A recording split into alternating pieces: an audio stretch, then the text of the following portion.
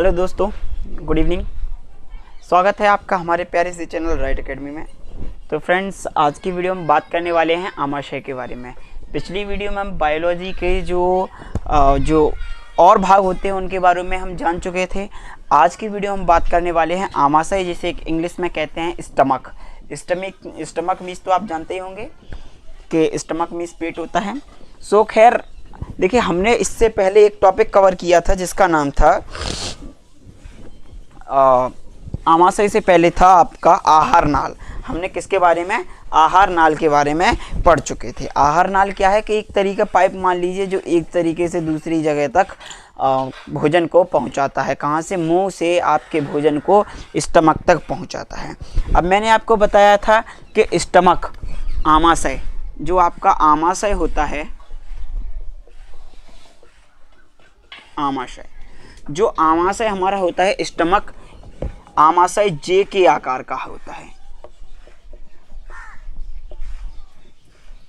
जे के आकार का होता है।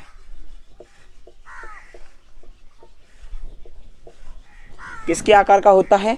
जे के आकार का होता है अपना आमाशय। इसमें क्या पाया जाता है? इसमें जठर ग्रंथि पाई जाती है। इसमें जठर ग्रंथि पाई जाती है। जठर ग्रंथि पाई जाती है, पाई जाती है। इसमें क्या है? जठर ग्रंथि पाई जाती है। हाँ, तो मैंने आपको बताया था कि आमाशय जे के आकार का होता है। इसमें क्या पाया जाता है? जठर ग्रंथि पाई जाती है। अब देखो, जठर ग्रंथि के अंदर क्या पाया जाता है ना। अब इससे समझने के लिए आप डायग्राम बनाएंगे हम एक, जैसे कि आप देखिए यहाँ पे मान लीजिए कि ये क्या है? जठर ग्रंथि। जठर ग्रंथि इस प्रकार से आप इसे लिख भी सकते हैं कि जठर ग्रंथि के अंदर क्या पाया जाता है? जठर रस। जठर ग्रंथि के अंदर क्या पाया जाता है? जठर रस। और जठर रस में 4 प्रकार के होते हैं जिन्हें मैं लिख रहा हूँ यहाँ पे। ठीक है, इस प्रकार से आप बना लेंगे हम 1, 2, इसे आप 3 और ये हो गया 4। इस प्रकार से आपको बना लेना है। जैसे ही आप बनाएंगे तो मैंने आपको बताया कि जठर ग्रंथि के बाद में क्या होता है? आपका होता है जठर रस। जठर रस में क्या है? 3 चीज़ें पाई जाती हैं, 4 नहीं। मैंने आपका जठर ग्रंथि को बना दिया था, है ना। तो इसे आप यहीं पे रहने दीजिए कि भैया ये 3 चीज़ें पाई जाती हैं। सबसे पहला क्या पाया जाता है? सबसे पहला इसमें पाया जाता है पेप्सिन। क्या पाया जाता है? बड़ा लिख लेता हूँ थोड़ा सा। इसमें क्या पाया जाता है? पेप्सिन पाया जाता है। पेप्सिन। उसके बाद क्या पाया जाता है? ट्रिप्सिन। क्या पाया जाता है? ट्रिप्सिन। ट्रिप्सिन क्या है? इसी का भाग होता है, लेकिन वो इसमें नहीं आता है। अभी इसमें हाइड्रोक्लोरिक आएगा। क्या आएगा? हाइड्रोक्लोरिक। हाइड्रोक्लोरिक अम्ल। क्या आता है? हाइड्रोक्लोरिक अम्ल। इसके बाद में क्या आता है? श्लेष्मा। श्लेष्मा। ये 3 प्रकार होते हैं कि जठर रस में एक तो आपका पेप्सिन पाया जाता है, दूसरा हाइड्रोक्लोरिक अम्ल पाया जाता है, और तीसरा क्या पाया जाता है? श्लेष्मा पाया जाता है। अब देखो, पेप्सिन क्यों पाया जाता है? पेप्सिन का कार्य क्या होता है? पेप्सिन का कार्य होता है प्रोटीन का पाचन। मैं यहाँ पे लिखूंगा इसके अंदर, प्रोटीन का पाचन। ठीक है ना। प्रोटीन का पाचन करता है, या फिर आप लिख सकते हो कि प्रोटीन को पचाने में मदद करता है पेप्सिन। अब देखो, हाइड्रोक्लोरिक अम्ल क्या होता है? हाइड्रोक्लोरिक अम्ल क्या होता है? हाइड्रोक्लोरिक अम्ल का काम होता है भोजन को अम्लीय प्रकृति प्रदान करना।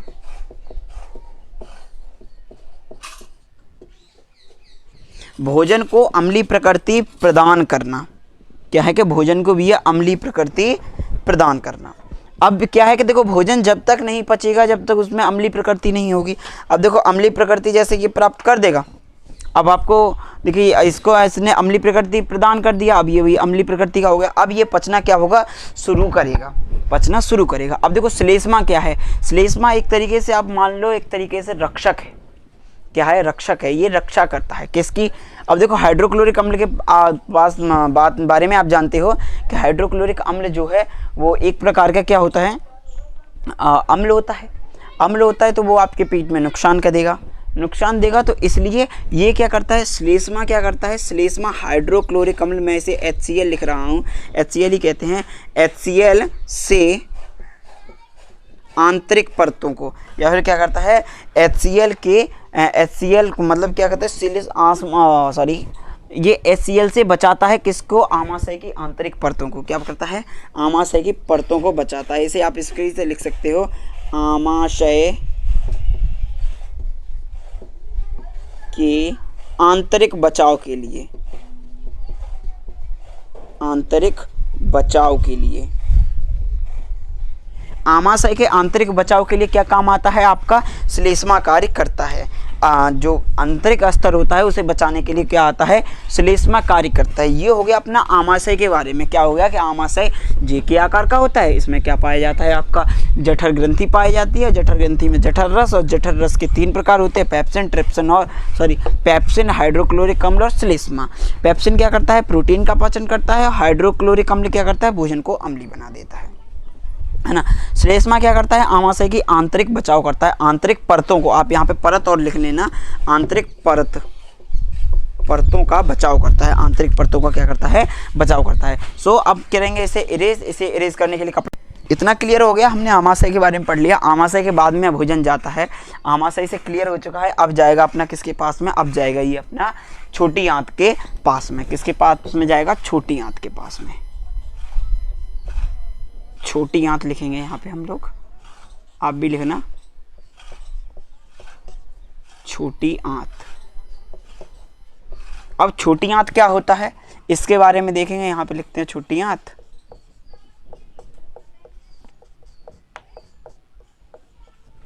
छोटी आंत, इसमें लिखेंगे भोजन का अत्यधिक पाचन,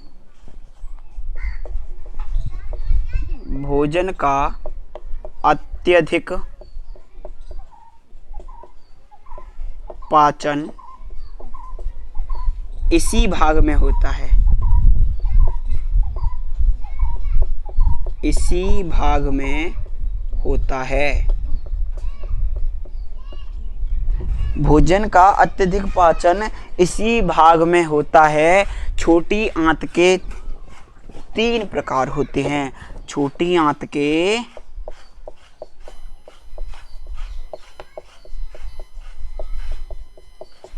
3, आप यहाँ पे लिखोगे 3 प्रकार होते हैं।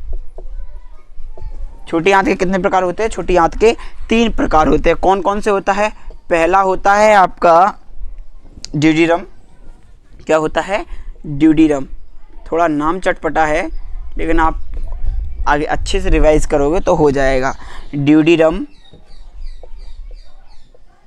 है ना, क्या हो जाएगा, ड्यूडिनम, नम है यहाँ पे, रम नहीं है, ठीक है, ड्यूडिनम। सेकंड क्या होता है, जिजुरम,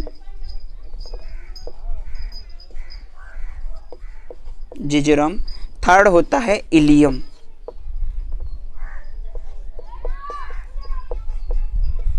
इलियम।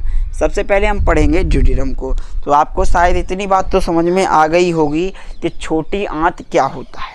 छोटी आंत में सबसे ज़्यादा क्या होता है, पाचन होता है, किसका, भोजन का। सबसे ज़्यादा क्या होता है, पाचन होता है, वो भी भोजन का। अब देखो छोटी आंत के कितने प्रकार बताए मैंने, 3 प्रकार, ड्यूडिरम, जिजुरम और इलियम, ठीक है, ड्यूडिरम, इलियम। अब क्या होता है, अब आता है आपका ड्यूडिरम वाला भाग, ठीक है। ड्यूडिरम वाले भाग में आपके 2 आते हैं। ड्यूडिरम वाले भाग में आपके 2 अंग आते हैं। पहला आता है यकृत, यकृत, और सेकंड आता है आपका अग्नाशय, अग्नाशय। यकृत और क्या आता है, अग्नाशय। यकृत और अग्नाशय आता है किसके अंतर्गत, ड्यूडिरम के अंतर्गत। तो सबसे पहले देखो जिजुरम और इलियम को हम पढ़ेंगे बाद में, मतलब इन दोनों को लिखेंगे हम बाद में, तो इन्हें कर देते हैं अभी हम इरेज, और इसके बाद में हम क्या लिखेंगे यहाँ पे, ड्यूडिरम के बाद में लिखेंगे यकृत और अग्नाशय, क्योंकि ड्यूडिरम के 2 प्रकार होते हैं। यहाँ पे भी आप लिख लीजिए कि ड्यूडिरम के 2 प्रकार होते हैं। ड्यूडिरम के 2 प्रकार होते हैं। यकृत, पहला हो गया आपका यकृत जिसे लीवर कहते हैं, और सेकंड हो गया अग्नाशय। मैं आपको देखो शॉर्ट में भी समझा दूंगा सब कुछ आपको, मैं बोलते बोलते एक वीडियो बना दूंगा जिसमें आप पूरा का पूरा पाचन तंत्र को आप समझ लोगे बड़े आसान तरीके से। तो पहले हो गया यकृत, तो दूसरा हो गया अग्नाशय। किसके अंतर्गत आया है? ड्यूडिनम के अंतर्गत। किसके अंतर्गत आया? ड्यूडिनम के अंतर्गत। सो हम क्या डालेंगे कि भैया ये डाल लो कि ये फर्स्ट का ना फर्स्ट पार्ट है, फर्स्ट का ना ये फर्स्ट पार्ट है जिसका नाम है यकृत, जिसे इंग्लिश में लीवर कहते हैं। लीवर, जॉनी लीवर है ना, समझते ना, जानते होगे, देखी होंगी ना उनकी कॉमेडी मूवी जॉनी लीवर जी की, है ना, बिल्कुल। अब देखो क्या है कि अब आ गया यकृत। अब इसके बारे में लिखेंगे शरीर की सबसे बड़ी ग्रंथि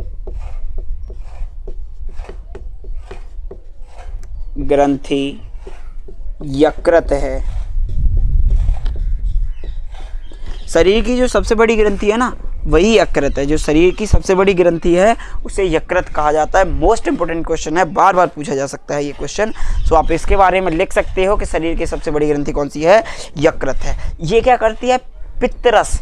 क्या करती है? ये पित्तरस निकालती है। पित्तरस में पाया जाता है पित्त लवण।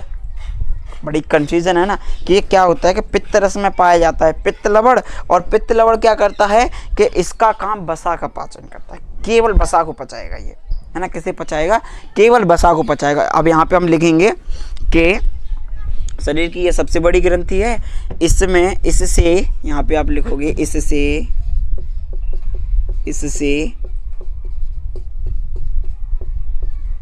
पित्त रस निकलता है। इससे क्या निकलता है? पित्त रस निकलता है, जिसमें पित्त लवण पाए जाते हैं। पित्त लवण पाए जाते हैं। क्या पाए जाते हैं?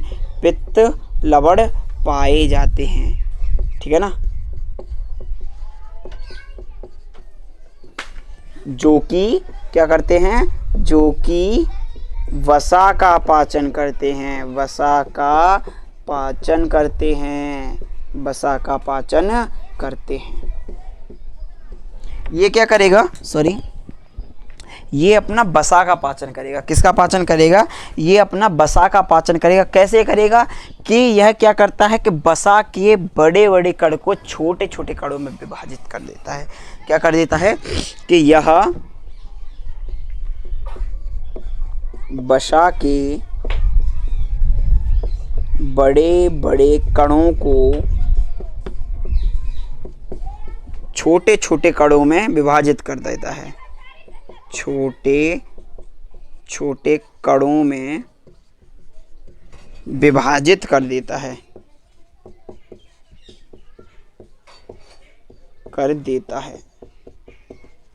अब देखो समझो, यहाँ पे आप मान लो कि इस प्रकार से ये कण हैं, एक वसा के बड़े बड़े कण हैं ये वसा के। ये दोनों क्या है कि यकृत के पास गए और यहाँ से इन्होंने क्या कर दिया? छोटे छोटे कणों में विभाजित कर दिया। इस प्रकार से कुछ ऐसे इन्हें विभाजित कर दिया। ये क्या था? इसे हम कहेंगे वसा, और ये जो हमारे पास निकल के आएंगे इन्हें कहेंगे हम इमल्सीकृत वसा। क्या कहेंगे? इमल्सीकृत वसा। क्या कहेंगे? इसे इमल्सीकृत वसा कहेंगे। इसे क्या कहेंगे? इमल्सीकृत वसा कहेंगे। यकृत के बारे में पढ़ लिया। अब पढ़ेंगे हम किसके? अग्नाशय के बारे में। तो हम देखते हैं छोटी आंत को। मैंने बताया, क्या बताया? छोटी आंत अधिक पाचन का मतलब इसका अधिकतर पाचन इसी भाग में होता है। छोटी आंत के 3 भाग होते हैं। मैंने बताया आपको, ड्यूडिरम, ड्यूडिरम, जिजुरम और इलियम। ड्यूडिरम क्या बताया था कि ड्यूडिरम के 2 प्रकार होते हैं, यकृत और अग्नाशय। यकृत के बारे में बताया कि ये क्या है कि शरीर की सबसे बड़ी ग्रंथि है। क्या है कि ये शरीर की सबसे बड़ी ग्रंथि है। इससे क्या निकलता है? पित्त रस निकलता है। क्या निकलता है? पित्त रस, जिसमें क्या पाया जाता है? पित्त लवण पाया जाता है। क्या पाया जाता है? पित्त लवण पाया जाता है, जो किसका पाचन करते हैं? जो कि वसा का पाचन करते हैं। किसका पाचन करते हैं? जो कि वसा का पाचन करते हैं। और ये क्या करते हैं कि वसा के बड़े बड़े कणों को छोटे छोटे कणों में विभाजित कर देते हैं, जिसे हम क्या कहते हैं? इमल्सीकृत वसा करते हैं। अब करते हैं इसे इरेज। अब देखो हमने पढ़ लिया है, क्या पढ़ लिया है? यकृत, लीवर के बारे में पढ़ लिया है। अब हम पढ़ेंगे अग्नाशय के बारे में। किसके बारे में? अग्नाशय के बारे में। तो यहाँ पे लिखेंगे अग्नाशय क्या होता है? मानव शरीर की, मानव शरीर, ये मानव किसी मतलब किसी अकेले लड़के का नाम नहीं है। मानव आप समझो, शरीर जो मतलब हम सभी के बारे में बात हो रही है। मानव शरीर की दूसरी सबसे बड़ी ग्रंथि, सबसे बड़ी ग्रंथि अग्नाशय है। अग्नाशय है। यहाँ पे एक और पॉइंट लिख देंगे, यह मिश्रित ग्रंथि है। मिश्रित ग्रंथि है। अब देखो मैं इसे मिश्रित ग्रंथि क्यों कह रहा हूँ? सबसे पहला पॉइंट तो ये है कि मानव शरीर की सबसे बड़ी ग्रंथि कौन सी है? यकृत। और मानव शरीर की दूसरी सबसे बड़ी ग्रंथि कौन सी हो जाएगी? अग्नाशय। अब देखो क्या होगा, कभी कभी आपसे दे देगा मानव शरीर की सबसे बड़ी ग्रंथि कौन सी है, और ऑप्शन में आपको यकृत नहीं देगा, तो आपको क्या लगाना है? अग्नाशय लगा देना है। ये दोनों क्वेश्चंस बहुत ही इंपॉर्टेंट है एग्जाम के लिए, तो आप इसे लिख सकते हैं। अब देखो मैंने इसे मिश्रित ग्रंथि क्यों कहा है वो समझना, क्योंकि मिश्रित ग्रंथि ये 2 चीज़ों से मिलकर बनी होती है। इसे आप मतलब इस प्रकार से लिख सकते हो। एक होती है अंतःस्रावी ग्रंथि और एक होती है बाह्यस्रावी ग्रंथि। ठीक है, ठीक है। यहाँ पर लिखेंगे अंतःस्रावी ग्रंथि, अंतःस्रावी, अंतःस्रावी, अंतःस्रावी ग्रंथि, ये होगी अंतःस्रावी ग्रंथि का भाग, और ये होगा बाह्यस्रावी ग्रंथि का भाग। बाह्यस्रावी ग्रंथि का भाग, ठीक है ना भाई? ये हो गया अंतःस्रावी ग्रंथि का भाग, और ये क्या हो गया? बाह्यस्रावी ग्रंथि का भाग। अब देखो इसे आप अंतःस्रावी ग्रंथि या बाह्यस्रावी ग्रंथि कह लो। इसे क्या है? इसके अंदर पाया जाता है हार्मोन। हार्मोन, इसमें क्या पाया जाता है? हार्मोन पाया जाता है। और इसमें क्या पाया जाता है? इसमें पाया जाता है एंजाइम। क्या पाया जाता है? एंजाइम। क्या पाया जाता है? एंजाइम पाया जाता है। अब आप कहोगे कि हार्मोन तो पाया जाता है, हार्मोन तो कई प्रकार के होते हैं। अब इसमें कौन सा हार्मोन पाया जाता है ना? अब इसमें जो हार्मोन पाया जाता है उसे हम क्या कहते हैं? उसे कहते हैं क्या कहते हैं? इसको कहते हैं इंसुलिन हार्मोन। क्या कहते हैं? Insulin hormone. हार्मोन क्या कहते हैं? इंसुलिन हार्मोन कहते हैं। क्या कहते हैं? इंसुलिन हार्मोन कहते हैं। ठीक है। अब इंसुलिन हार्मोन में क्या होता है कि जो इंसुलिन हार्मोन होता है वो क्या होता है? इंसुलिन हार्मोन क्या होता है? इंसुलिन हार्मोन का काम होता है मानव शरीर में,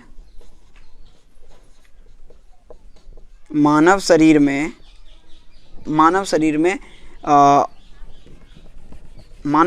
नहीं, मानव रक्त में, जो मानव का जो रक्त होता है उसमें रक्त में शर्करा की मात्रा पर नियंत्रित करना,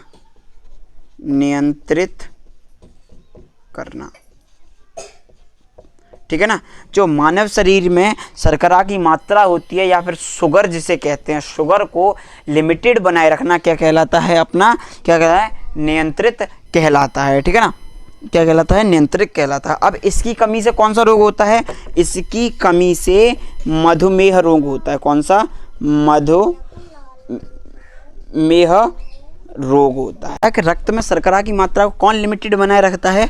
इंसुलिन रखता है। अब रक्त में जो शर्करा की मात्रा है उस पर नियंत्रित तो बनाए रखता है ना। इसकी कमी से कौन सा रोग होता है? इसकी कमी से मधुमेह रोग होता है। कौन सा रोग होता है? मधुमेह रोग होता है ना। कौन सा रोग होता है? मधुमेह। अब पढ़ेंगे एंजाइम के बारे में। क्या होता है अपना एंजाइम? एंजाइम क्या है? एंजाइम 3 प्रकार के पाए जाते हैं इसमें। 3 प्रकार के एंजाइम पाए जाते हैं। पहला पाया जाता है एमाइलेज, और दूसरा पाया जाता है ट्रिप्सिन। क्या पाया जाता है? ट्रिप्सिन।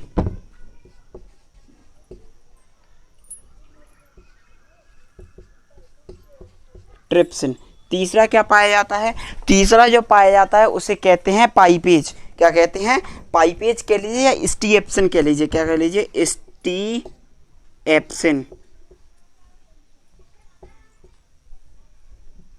स्टीएप्सिन, ठीक है, स्टीएप्सिन। क्या कहेंगे? स्टीएप्सिन।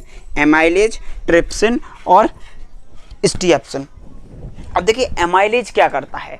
एमाइलेज क्या करता है? एमाइलेज पचाता है कार्बोहाइड्रेट को। क्या पचाता है? कार्बोहाइड्रेट को। कार्बोहाइड्रेट को किसे पचाता है? कार्बोहाइड्रेट को। कार्बोहाइड्रेट को कौन पचाता है? एमाइलेज पचाता है। कार्बोहाइड्रेट को कौन पचाता है? एमाइलेज पचाता है। ट्रिप्सिन क्या पचाता है? ट्रिप्सिन पचाता है प्रोटीन को। ट्रिप्सिन किसे पचाता है? प्रोटीन को पचाता है। अब देखो बात यहीं पे आती है कि ट्रिप्सिन फिर पेप्सिन क्यों पचाता है? पेप्सिन भी तो पचाता है। बात तो सही है ना। पेप्सिन क्या करता है कि पेप्सिन की एक शर्त होती है, वो केवल किसे पचाता है? जो हाँ, तो मैंने आपको बताया कि ये कार्बोहाइड्रेट को पचाता है और ट्रिप्सिन किसे पचाता है? प्रोटीन को पचाता है। मैंने आपको बताया कि जो प्रोटीन जो होता है वो आपका पेप्सिन जो आपका होता है पेप्सिन भी पचाता है और आपका ट्रिप्सिन भी पचाता है। अब देखो पेप्सिन तो वो जो नॉन जो जिसमें हाइड्रोक्लोरिक अम्ल नहीं होता था उसे पचाता था। अब इसमें हाइड्रोक्लोरिक अम्ल वाले को भी तो ये प्रोटीन पचाएगा, वो भी तो पचेगा, तो उसे कौन? ट्रिप्सिन पचा देता है। अब आता है स्टीएप्सिन। स्टीएप्सिन किसे पचाता है? इमल्सीकृत वसा को। इमल्सीकृत वसा को। इमल्सीकृत वसा को कौन पचाता है? इमल्सीकृत वसा को स्टीएप्सिन पचाता है। कौन पचाता है? ये पचाता है आपका स्टीएप्सिन, ठीक है। अब ये इमल्सीकृत वसा क्या होता है? जो मैंने आपको पहले जो मतलब आप वीडियो को पहले में देख सकते हो, जो कणों के बारे में बताया था कि ये कुछ बड़े बड़े कण होते हैं, इन्हें वसा के कण होते हैं, इन्हीं छोटे छोटे कणों में विभाजित कर दिया जाता है। इसे हम क्या कहते हैं? इमल्सीकृत वसा कहते हैं। क्या कहते हैं? इमल्सीकृत वसा। इमल्सीकृत वसा। जो छोटे छोटे कण थे उन्हें हमने क्या कह दिया? इमल्सीकृत वसा कह दिया। अब ये यहाँ पे इमल्सीकृत वसा हो गया, ठीक है। इतना तो क्लियर हो गया कि हमारा स्टीएप्सिन हो गया। केस क्या हो गया कि मानव शरीर की दूसरी सबसे बड़ी ग्रंथि अग्नाशय है और जो कि एक मिश्रित ग्रंथि है। मिश्रित ग्रंथि है तो क्या है कि उसके अंदर अंतःस्रावी ग्रंथि भी आती है और बाह्यस्रावी ग्रंथि भी आती है। अंतःस्रावी ग्रंथि में हार्मोन पाए जाते हैं, इधर एंजाइम पाए जाते हैं। हार्मोन में कौन सा? Insulin hormone. और एंजाइम में कौन से पाए जाते हैं? एमाइलेज, ट्रिप्सिन और स्टीएप्सिन। इंसुलिन हार्मोन क्या करता है कि रक्त में शर्करा की मात्रा को नियंत्रित रखता है, मतलब कंट्रोल किसे रखता है? ब्लड में आपकी शुगर को कंट्रोल रखता है। इसकी कमी से कौन सा? मधुमेह रोग हो जाता है, जिससे आप शुगर कहते हो, ठीक है। अब एमाइलेज क्या होता है? एमाइलेज कार्बोहाइड्रेट को पचा देता है और ट्रिप्सिन किसे पचा देता है? प्रोटीन को। और स्टीएप्सिन इमल्सीकृत वसा को। इतना सब हो जाने के बाद में मैंने आपको बताया कि छोटी आंत में क्या था? पहले गया था ड्यूडीनम वाले भाग में, ड्यूडीनम वाले भाग में, ड्यूडीनम, ठीक है। ड्यूडीनम वाले भाग में गया था। ड्यूडीनम वाले भाग से किस में आया? ड्यूडीनम में अपना यकृत आता है, यकृत के बाद में अग्नाशय आता है। अब अग्नाशय के बाद में ये जाएगा जिजुरम में, जिजुरम में, और जिजुरम के बाद में जाएगा इलियम में, इलियम में, ठीक है ना। इन तीनों को ये जैसे ही कंप्लीट करेगा उसके बाद ये जाएगा बड़ी आंत में। किस में जाएगा? बड़ी आंत में। तब तक के लिए इतना ही और मिलते हैं आपको नेक्स्ट वीडियो में। तब तक के लिए जय हिंद, खुश रहिए और मतलब वीडियो को लाइक से चैनल को सब्सक्राइब करना भूलें। जय हिंद, मिलते हैं आपको अगली वीडियो में।